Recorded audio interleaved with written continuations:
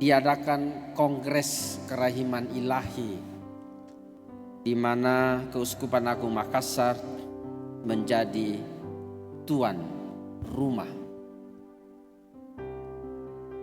Kerahiman ilahi adalah salah satu sifat dan karakter Tuhan yang paling besar, paling nyata, paling konkret, dan paling dirasakan oleh umat manusia sejak manusia diciptakan oleh Tuhan. Di satu sisi, Tuhan juga itu disebut Maha Adil. Tetapi keadilan Tuhan tidak sama dengan keadilan menurut pikiran kita, menurut hukum positif, atau menurut undang-undang. Keadilan Tuhan juga didasarkan pada kerahiman Allah sendiri. Kita melihat misalnya kisah Niniwe yang akan dihancur leburkan oleh Tuhan. Kita lihat kisah Sodom dan Gomora. Kita melihat kisah seorang perempuan yang ditemukan berzina. Menurut hukum Yahudi, dia harus dirajam, bahkan dilempari batu sampai mati. Tuhan memang adil, tetapi keadilan Tuhan, saudara-saudara, tidak seperti yang kita pikirkan dan kita bayangkan. Keadilan Tuhan sangat didasarkan pada kemurahan dan cinta kasih Tuhan. Dan itulah yang diwartakan dari kitab suci Perjanjian Lama sampai kitab suci Perjanjian Baru, kitab Wahyu. Kemurahan dan kasih Tuhan jauh lebih besar dari pelanggaran dan dosa-dosa yang kita laksanakan setiap hari. Itulah yang kita dengar dalam bacaan-bacaan pada hari ini. Misalnya saja dalam bacaan pertama yang diambil dari kitab Kebijaksanaan. Kitab Kebijaksanaan mengungkapkan bahwa Allah Maha Kuasa dan kita sebagai makhluk ciptaan sangat kecil dan tidak berarti di hadapannya. Namun berkat kemurahan dan cinta Tuhan itu, manusia diperlakukan sebagai makhluk yang paling mulia di hadapannya. Itu pula lah yang kita dengar dalam bacaan Injil pada hari ini. Sakeus bukan saja secara biologis badannya pendek, tetapi secara psikologis dan moral dapat dikatakan bahwa Sakeus adalah pribadi yang sangat tidak pantas dan tidak layak menjadi seorang murid Yesus. Karena sifatnya, karena karakternya, karena perilakunya. Dan kita tahu dalam Injil, Sakeus dikatakan seorang kepala pemungut cukai, yang menurut pandangan manusia atau masyarakat pada waktu itu adalah seorang yang memang hidupnya tidak baik, dipandang sebelah mata.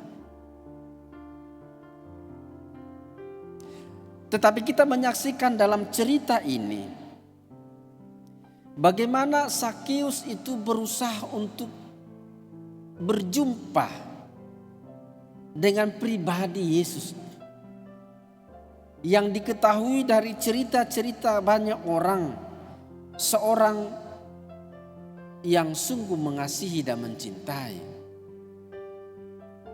Maka berlarilah Zakheus mendahului kerumunan orang dan memanjat sebuah pohon ara, ingin menyaksikan dengan mata kepala siapakah Yesus itu sebenarnya. Keinginan untuk melihat Yesus membuahkan hasil yang gilang gemilang. Yesus menyuruh Zakheus turun dari pohon ara dan meminta dengan sangat untuk menumpang di rumah. Suatu perkiraan yang terjadi, yang menurut orang-orang lain sesuatu yang tidak pantas dan tidak layak dilakukan oleh Yesus. Tetapi apa kata Yesus? Saya datang untuk mencari orang yang berdosa. Saya datang untuk menyelamatkan orang yang berdosa. Inilah Bapak, Ibu dan saudara-saudara, gambaran suasana hati Allah yang diperlihatkan kepada kita melalui bacaan-bacaan pada hari ini. Yesus tidak mengadili Zakheus. Yesus tidak mempersalahkan Zakheus. Yesus tidak menghukum Zakheus.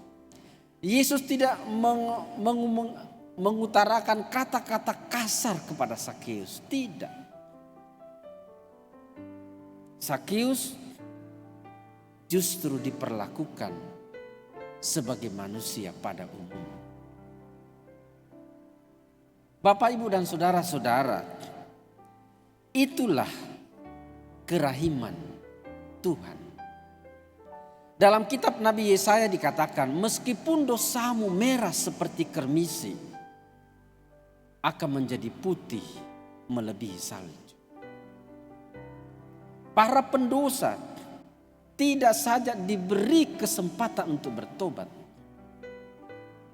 tetapi terus-menerus diberi kesempatan dan peluang. Ada kesempatan kedua, ada kesempatan ketiga, ada kesempatan keempat, ada kesempatan kelima, dan seterusnya.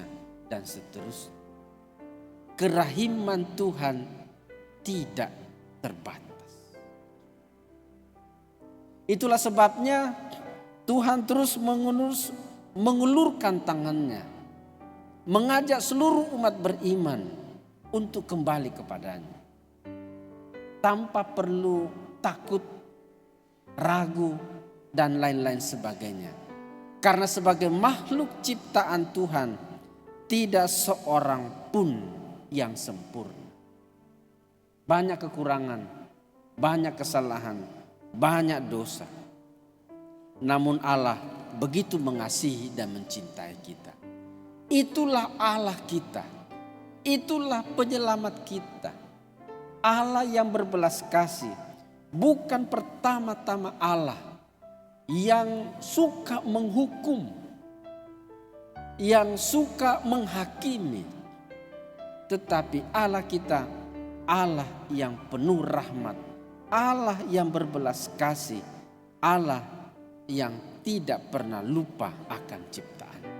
Kita berdoa, semoga rahmat, kerahiman dan belas kasih Tuhan ini sungguh-sungguh menjadi bagian hidup kita, agar kita juga mampu berbela rasa, mampu mengasihi dan mencintai siapapun sebagai makhluk sesama ciptaan Tuhan.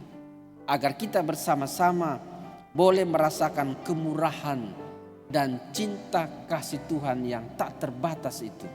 Sampai kita bisa merayakan dengan paripurna keselamatan yang Tuhan berikan kepada kita.